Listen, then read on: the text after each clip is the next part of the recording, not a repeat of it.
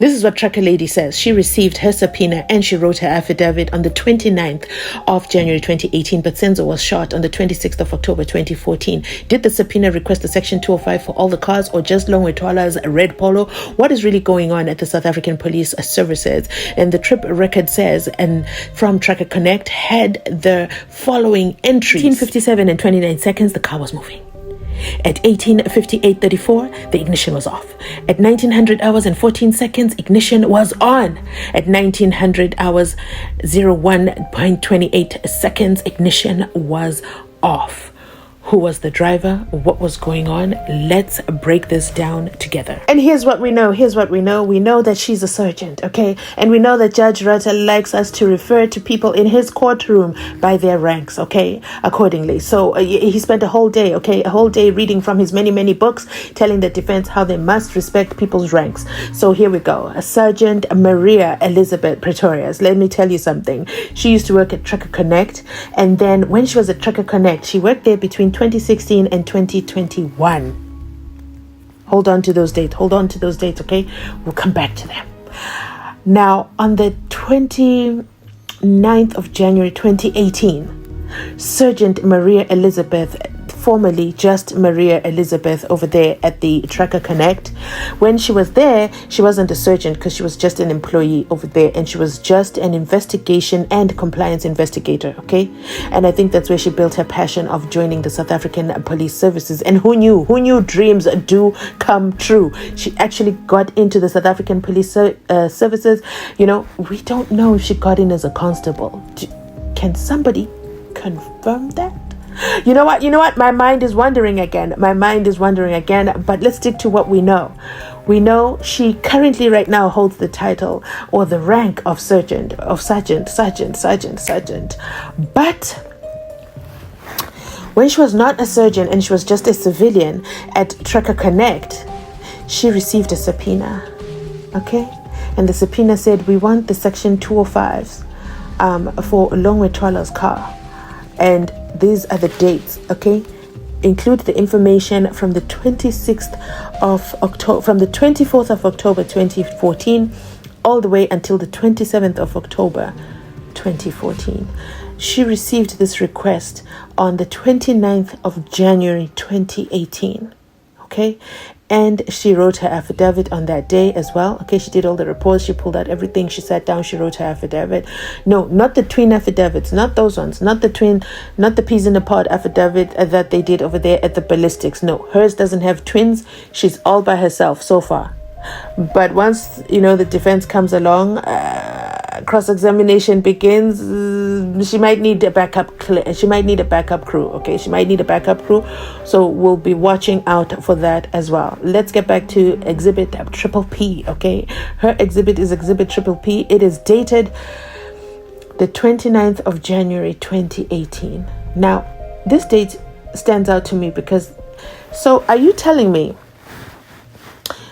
the original investigating team, nobody thought to get Section 205s in 2014? Nobody? Anybody? Nobody. Okay. They suddenly decided to get them in 2018, 4 years after the incident, the fatal incident at the Spaza House that occurred on the 26th of October 2014. Why? That's what's standing out to me. That date for me is screaming red flags. I guess that's a question for Agninda when he finally takes the stand. That is so strange to me, that date. Now the next thing, now that we've asked each other about the date, let's talk about this subpoena, this Section 205. It was only for LONGWE TWALA's car? Why was it for LONGWE TWALA's car only? Where's the Section 205 for Senzo Meyiwa's car? And I like the dates from the 24th of October 2014. We want to see what he did. His last moments. Where did he, or should I say, where did his car go? We see the clip in the video where Kelly KHUMALO drives back into the spaza house in Senzo Meyiwa's car. I mean, the nerve, the audacity. But asiko lapho, okay? Asiko lapho, goningi, okay? Goningi, and it's just me, okay? So that's the question I have with regards to the house. So that date for me, I can't understand it. What is the significance of that date? And that's just paragraph 1. Listen, Baloyi only got to paragraph 4 before Ngomezulu suddenly was taken ill. We are praying for a speedy recovery. Okay? Now, wow. In previous affidavits, okay, we've been giving the state a hard time because the affidavits were written last month. And that was highly questionable too. But this is some random date. 4 years after Senzo Meyiwa passed. Where are these I feel like the investigation was just, let's make it up as we go. Just like we see the courthouse, the court proceedings, the state, the dominus litis, continuously ambush the defense team. I mean, this for me is amazing. Who else had a car? So there's Senzo Meyiwa's car. There's LONGWE TWALA's red Polo, or should I say Selo Twala's red Polo that LONGWE TWALA was allegedly the driver of, or the red Polo is the car, the mode of transport. It was LONGWE TWALA's Uber. I don't think Uber existed in 2014. I highly doubt it. I could be wrong. I could be wrong. No, I'm not wrong, because WhatsApp, remember? There was also the WhatsApp situation, WhatsApp calls. I feel like every time the state brings something, we've got to do so much fact checking. It is highly incredible. While we think about this, LONGWE doesn't talk about leaving in a car though. Let's listen to this interview.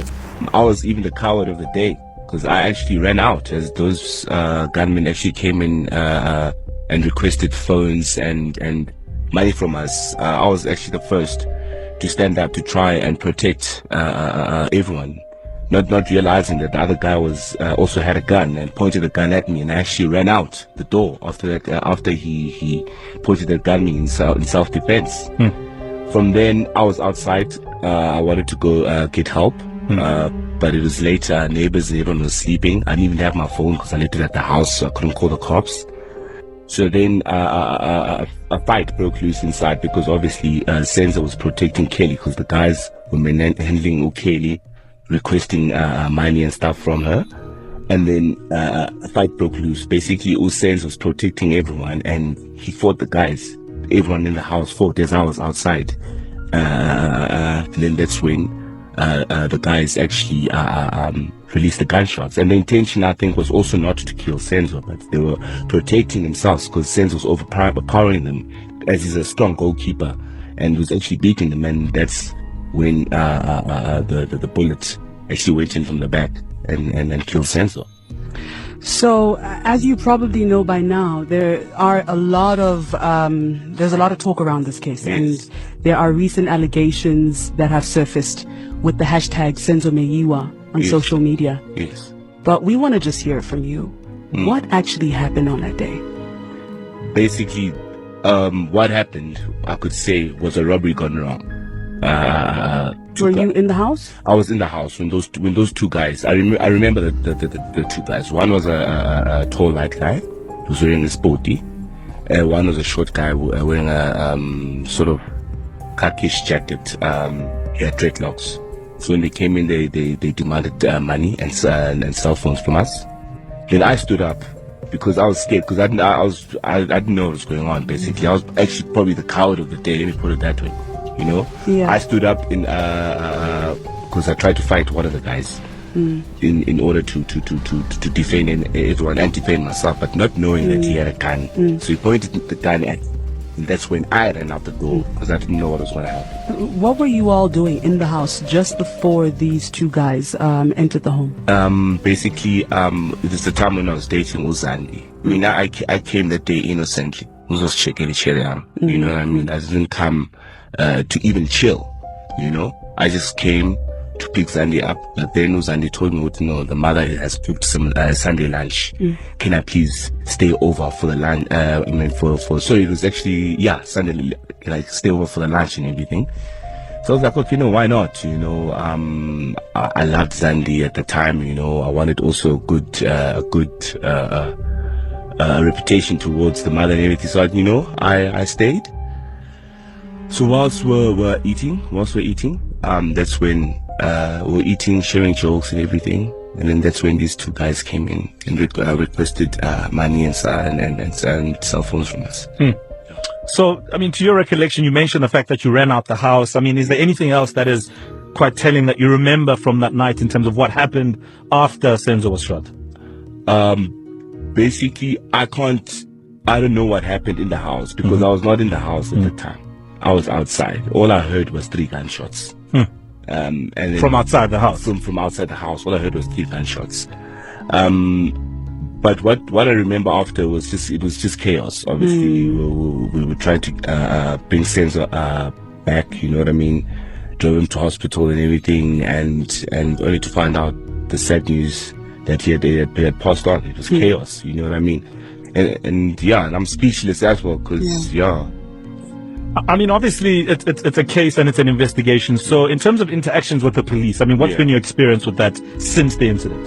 Have you been interacting with the police? Have they called you? Yes, we've been investigated. We're investigated hardcore by police. They took our phones.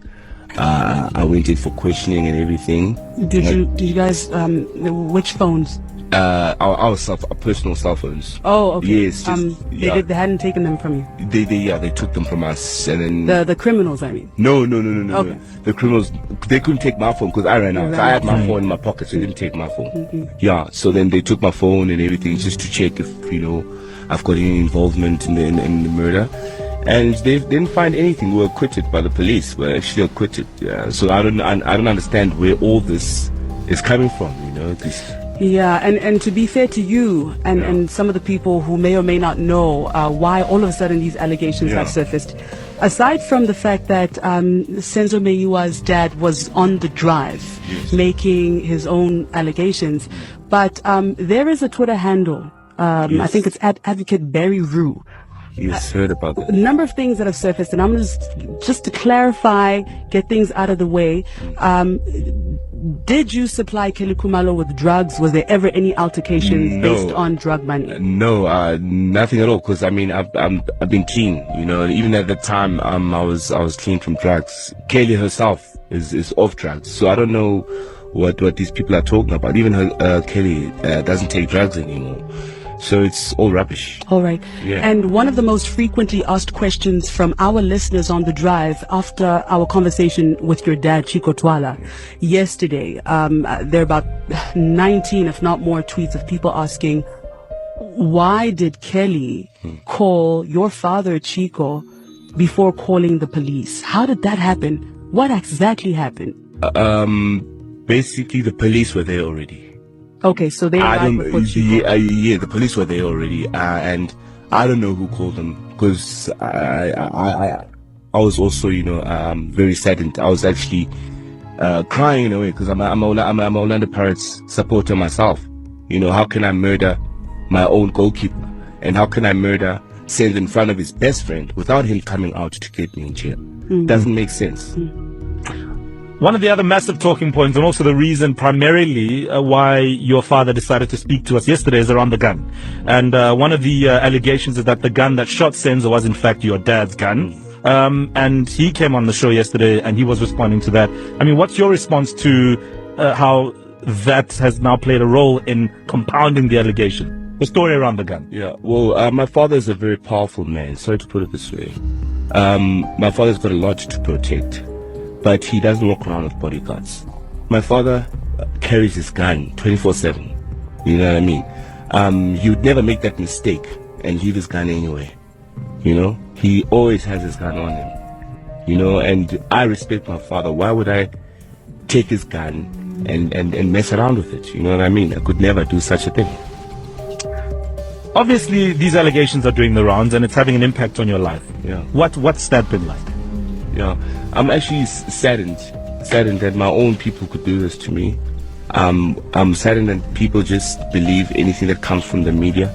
The media is making money. They can write anything they want to write in order to destroy somebody, in order to gain something. But I, as a person, I'm actually very scared. Why are you scared? I'm not scared of that I can be arrested for killing Senzo, because I know I'm innocent. I'm just scared that, you know, I could get the wrong crowd of people who can attack me for no reason. I mean, Sam Meyiwa was... I was about to say, it's interesting because Sam Meyiwa is, according to him, allegedly receiving death threats. So we have no idea where that could be coming from.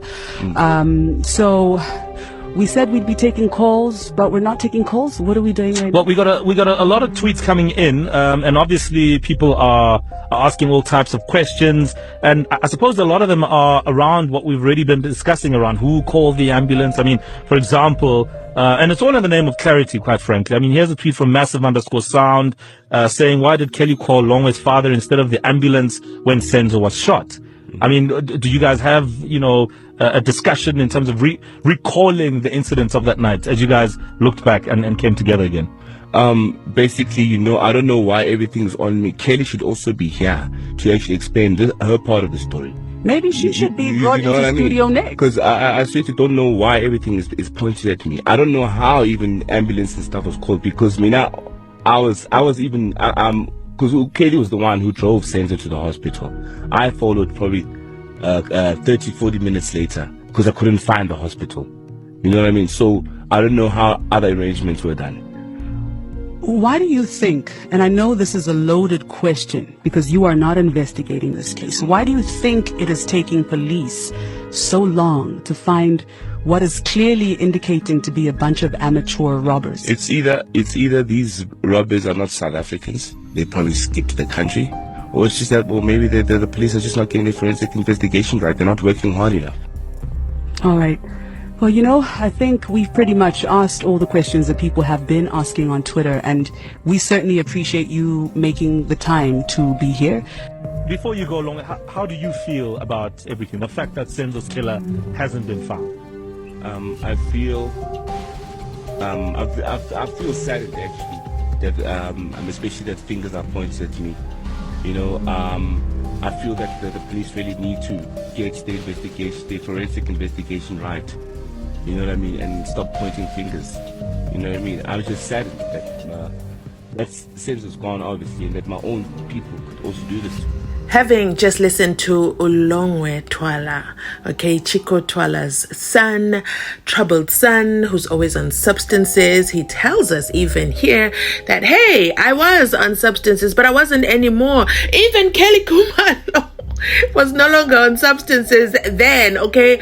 On that day, we were good, okay? We were very, very good. He says he was in love with Mzansi KHUMALO. As well, he does confirm that he is sad, okay? He is sad about what happened to Senzo. Senzo was shot in the back. Mangena clarified that and said, nope. Entered from the front and exit wound in the back, lower back. So the entrance wound was the chest, upper chest, and it went down and went out through the back and bounced on the door, okay? It bounced on the door and then it went outside, the firearm, it went outside. Excuse me, it went outside. Longwe was outside. But he knows all this, okay? And then the bullet boomeranged and came back into the house, and then it landed nice and neatly right there by the glass proof, okay, the bullet proof glasses. Let's never forget those glasses. They are amazing. And then it just landed there until Mangena came the very next day. Nobody else in the South African Police Services knows what a bullet looks like. Okay, nobody found it until, not even Musia, okay, not even Musia, until the very next morning. And when the next morning they found it, and you know, Mangena and Ntini can't remember anything though, so don't expect anything else from him. And now Longwe's red polo is on the stand. Metaphorically, they should have actually brought the actual polo, don't you guys think? Anyway, I digress. Yeah, I wanted us to go back to the time and listen to this. He also does say that he was outside, he ran outside. Like, there's a lot, okay, guningi in all this, but we listen to it. If court resumes this morning, then we follow along with what Longwe is saying, because his car is on the stand, so his car has to match what he is saying here in this interview. And that is it from me. If you've made it this far in the video, I don't want to make it too long, so I'm going to end it here. I'm going to upload another one because we have to listen to this other key video as well. Okay, these videos, I think they work hand in hand as we continue along with the car evidence. Okay, the AVL given by the now sergeant, then AVL employee. Wait, what does the AVL company think about all this? You know what? I'm doing that thing again where my brain is running, okay? Let's end it here, right here. Do you know the things that make me happy? Go ahead, like, comment, subscribe. If you're not subscribed to the channel, what are you waiting for? We hit 43,000 subscribers yesterday, okay? Thank you for that milestone. I absolutely love it. And you know, I could not have done it without you. Let me say it one more time. We could not have done it without you. So if you're still over there outside the club, come on in. There is room, okay? We want to get to 50,000 subscribers before the year ends. Oh my God, I can't believe I said that. But let's see how we do. Thanks for watching. I'll catch you on my next upload.